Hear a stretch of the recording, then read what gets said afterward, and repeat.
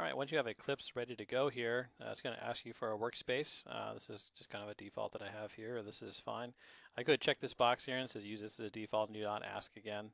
But I'm kind of lazy. I'd like to see all that show up. I'll let Eclipse boot up here and I'll probably have to resize it so you can see the whole thing on your screen. Shouldn't take too long. When it gets in here, let me fix this window so it covers the entire area of my project.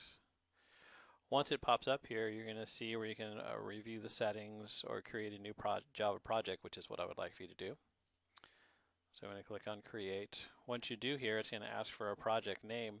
I've already done one because I took page 41 out of the book and did salary. So I'm going to do salary 2.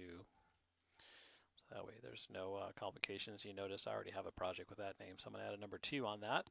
Make sure that doesn't mess it up. Here's our Java SDK.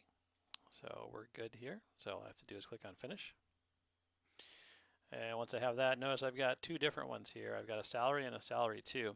So that workspace has 2 different programs in it. So if I open up this one, you'll see under the SRC, that's actually my source code. And inside there is a default package, and inside of that is the actual code that I wrote. And I wrote this a little bit earlier before I started doing all this. And basically I took the information they had out of page 41 and I plugged it all in, and this is actually a running application. It's not perfect because if I do run it, it doesn't look exactly right. And I had it import a couple of things, so let me just show you what the output should be.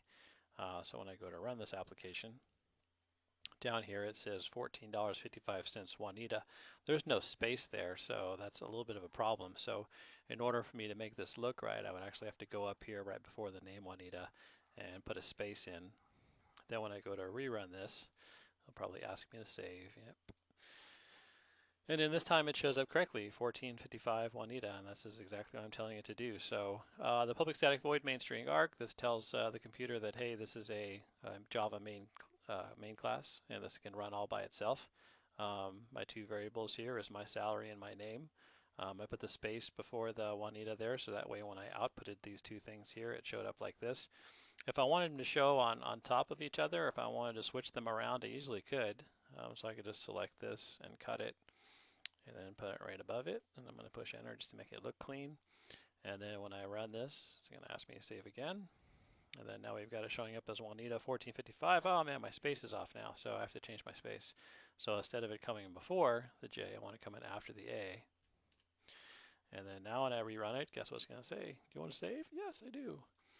And then we got Juanita 1455. And if you want to get a little more complicated, we could put an LN here.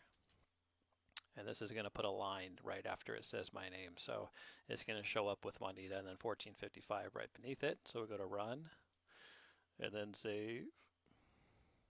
And then here it shows up like this. So this is a very basic way to get this going, at least to get you starting with Java. One of the things I do want to show you is exactly how I got to this point, and that'll be in the next video.